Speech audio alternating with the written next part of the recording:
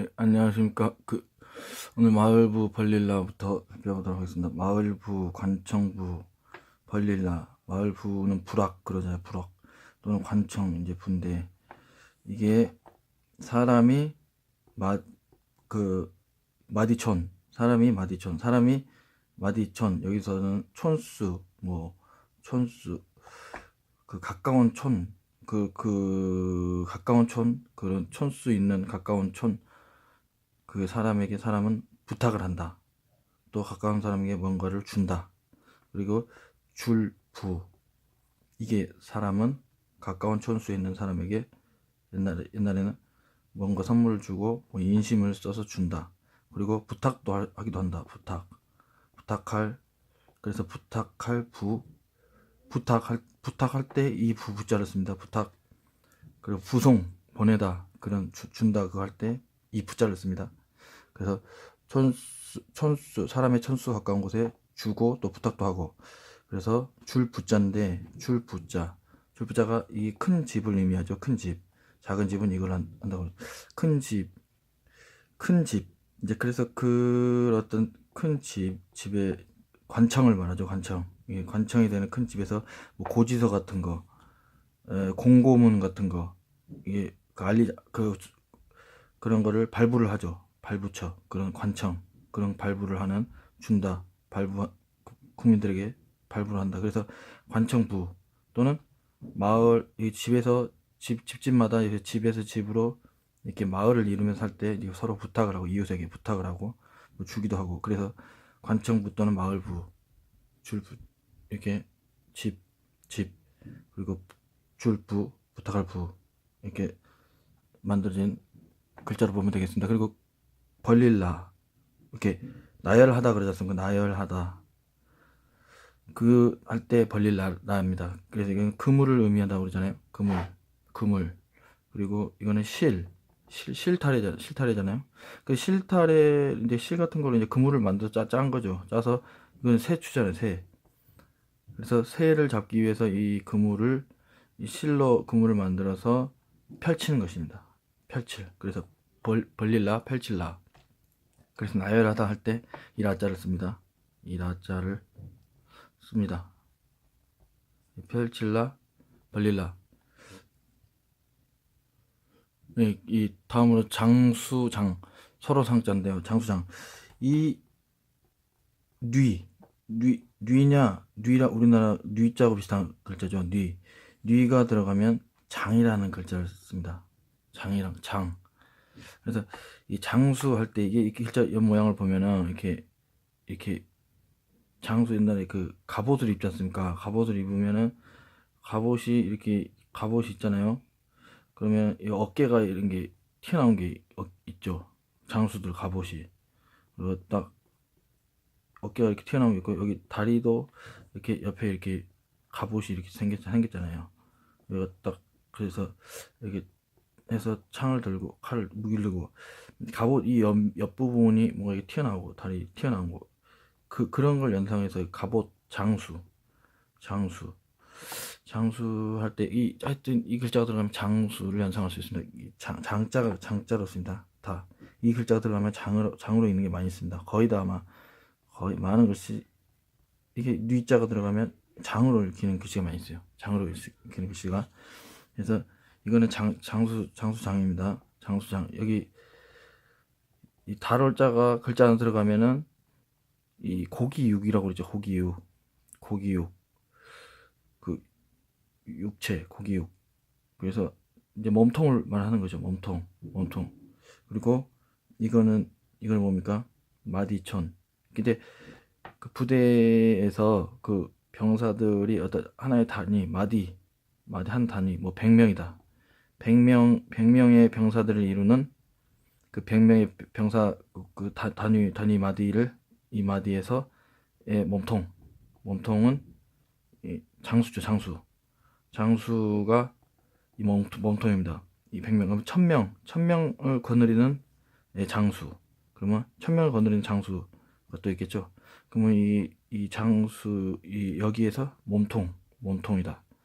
그래서 장수가 그런 어떤 병사들을 거느리는 어떤 마디 단위의 몸통이다. 몸통이다. 그게 장수다. 장수입니다. 그래서 이게 장수자를 들어가는 이 리자가 들어가고 이제 몸통 마디. 그래서 이게 장수장입니다. 장수장. 장수장. 그 장군 있지 않습니까? 장수. 서로 상자. 나무목과 눈목. 그래서 나무가 있지 않습니까? 나무가 이렇게 있을 거 아닙니까? 나무가 있으면 사람이 이렇게 있죠. 사람이 나무로 가서 나무는 사람을 보고 사람의 눈은 나무를 보고 나무하고 사람이 서로 바라보고 있는 것입니다. 서로 상. 나무와 사람 눈이 서로 바라보고 있는 것. 나무와 사람 눈이 서로 바라보고 있는 상태. 서로 상. 상호 그러지 않습니까? 상호 간에 뭐 어떻게 상호 간에 뭐 어떠한다. 다음으로는 길로. 길협. 길로자는 이게 잘 알 수 있죠. 이게 발족자지 않습니까? 발족자.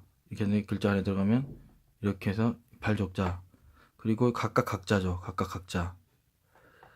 뒤져올 치. 천천히 뒤져올 치자. 이게 뭐 사람이 이렇게 뒷짐을 지고 천천히 꾸부정꾸부정 뒤져 이렇게 뒤져 천천히 오는 모양이라고 해요. 이게 뒤져 옳지. 천천히 옳지. 천천히 그런 겁니다. 그래서 이 고대 어떤 옛날 그 고대 사회에서 공동으로 사냥을 하고 같이 사냥을 하고 나눌 거 아닙니까? 사냥을 해서 이제 잡았으니까 가축을 잡았어요. 그 어떤 야생동물 잡았다고 하면은 걔를 이제 잡아서 나눠 먹어야 되지 않잖아요. 그러면 입마다 이 내 차례가 왜 이렇게 천천히 오지? 그 이유는 각각 그 입에다가 사냥한 것을 나눠줬기 때문에 천천히 뒤져오더라. 뒤져온 이유가 이 입에다가 하나씩 그 사냥한 거를 나눠줘서 각각 돌아가게끔 먹게끔.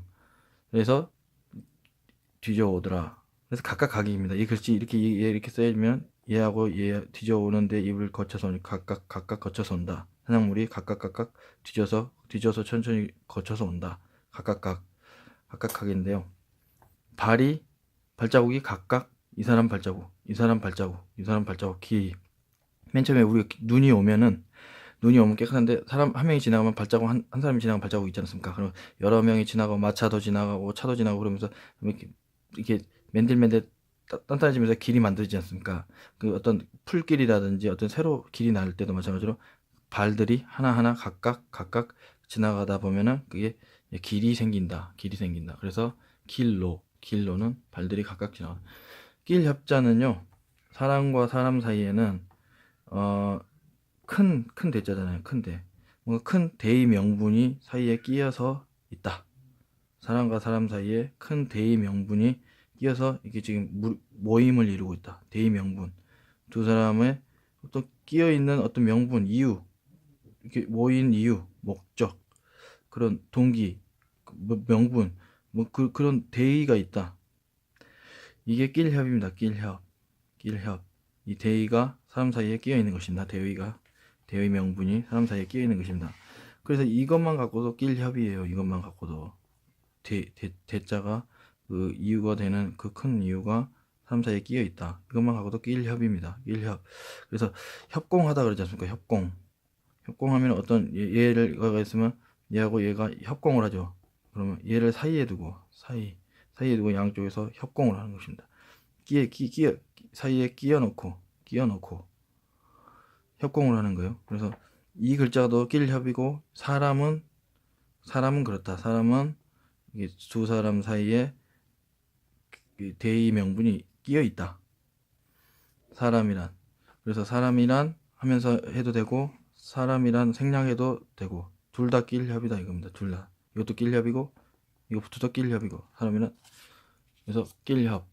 길협입니다. 네, 회화나무 괴 벼슬경 이게 귀신 귀자잖아요. 귀신 귀자입니다. 이 뿔이 달렸죠. 도깨비. 옛날에 도깨비 뿔 달린 도깨비입니다. 도깨비에다가 얼굴은 밭 모양을 하고 있어요. 이 도깨비는 눈이 하나 달려가지고 밭 모양 얼굴이 밭 모양이에요. 밭전자를 썼어요. 그리고 다리가 이렇게 있는데 이렇게 하고 도깨비는 도깨비 방망이 들고 있죠. 그래서 사사로운 그 도깨비의 그 사적인 무기, 도깨비가 그 개인적인 도깨비가 개인적인 게 있는데 도깨비 방망이가 있습니다. 그래서 아무튼 이게 귀신 기자입니다. 귀신귀. 이게 귀신 기자인데 이게 뿔이 달렸고 얼굴이 밭 모양이고 다리 있고 사사로운 방망이를 들고 있다. 그래서 이 귀신귀인데 귀신귀에다가 이제 글자를 만들어진 글자들이 이렇게 있어요. 그러면 들어가면 괴라고 읽는 글씨를 읽습니다. 괴라고. 그래도 마음 심자가 들어가면 이게 마음에 이 귀신처럼 흉한 마음이 흉해진다는 것은 사람 마음이 귀신처럼 흉해진다. 그거는 부끄러운 것이다. 그래서 부끄러울 괴 그럽니다. 부끄러울 괴. 그런데 아무튼 이렇게 귀신귀가 들어가면은 괴로 읽어져요. 괴로. 그래서 이거 회화나무 괴입니다. 회화나무 괴. 나무목이 들어가니까 괴로 읽어지는데 이 나무가 회화나무가 귀신처럼 막 생겼나 봐요. 회화나무가 있어요. 괴나무라고도 부르는데 떡갈나무처럼 이렇게 큰가 봐요. 커요. 이렇게 커가지고 이렇게 막 큰 나무가 있나 봐요. 그래서 이 어두운 달빛 어두울 때 이렇게 딱 보면 귀신처럼 보이나 보죠. 그래서 회화나무 괴나무다 이렇게 부르기도 하는 괴나무라고 있습니다. 인터넷 찾으시면 됩니다. 회화나무, 괴나무. 그리고 이게 벼슬경자는 토끼묘 이렇게 긋고 이렇게 해서 토끼 귀가 이렇게 있지 않습니까? 토끼 귀. 그러니까 토끼가 이렇게 있는데 이 귀 모양이라고 생각하면 됩니다. 귀. 그래서 토끼묘자인데 토끼묘 사이에다가 이 어질 양자를 붙였어요. 어질 양자. 토끼묘 사이에다. 그러니까 귀를 쫑긋 토끼처럼 세워서 임금에게 귀를 기울이고 또 백성에게 귀를 기울이고 이 토끼처럼 쫑긋 세워서 그래서 일을 잘 해야 된다. 벼슬일이라는 것은 그래서 벼슬경자입니다. 그렇게 어질게 귀 사이에는 어진 마음을 가지고 귀를 임금에게 기울이고 백성에게 귀를 양쪽으로 기울여서 이렇게 어진 마음을 가지고 일을 해야 된다. 그게 벼슬경자, 벼슬이다. 벼슬. 이 어질 양자입니다. 어질 양자는 이 어질 양입니다. 어질 양. 그냥 이것만 있으면은 머무를 간, 멈출 간, 뭐 그칠 간. 그러니까 스톱이에요. 스톱간이에요. 스톱할 간. 이게 그칠 간입니다. 그칠 간인데 그냥 이것만 있으면 그칠 간인데 그거 언제 했습니다. 앞 시간에 다 보면은 그칠 간인데 여기에 이게 하나 붙은 겁니다. 그래서 이 포인트가 있냐 없느냐에 따라서 포인트가 있으면은 어질량. 그래서 어진 성품이란 것은 이 브레이크의 포인트를 절제 포인트를 할 수 있느냐 그렇게 봤던 게 아닌가. 옛날 한자를 만드는 사람들은 이 멈출 줄 아는, 그칠 줄 아는, 절제할 줄 아는 그런 거에 포인트를 둔다. 그런 게 어지인 것이다. 그렇게 하면서 글자를 만들지 않았을까. 이렇게 나름대로 생각을 했습니다. 그래서 이게 있으면은 포인트가 있으면은 어질다. 포인트가 없으면 멈출 간, 그칠 간. 그래서 이 어질 양입니다. 그래서 어질 양이 이렇게도 하고 여기 글자 안에 들어갈 때 조금씩 변하지 않습니까? 그래서 토끼묘에다가 토끼묘 사이에 이제 어진 마음이 들어가는 거죠.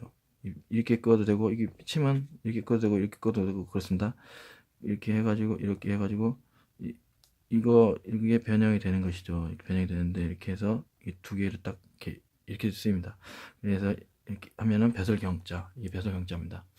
네, 감사합니다.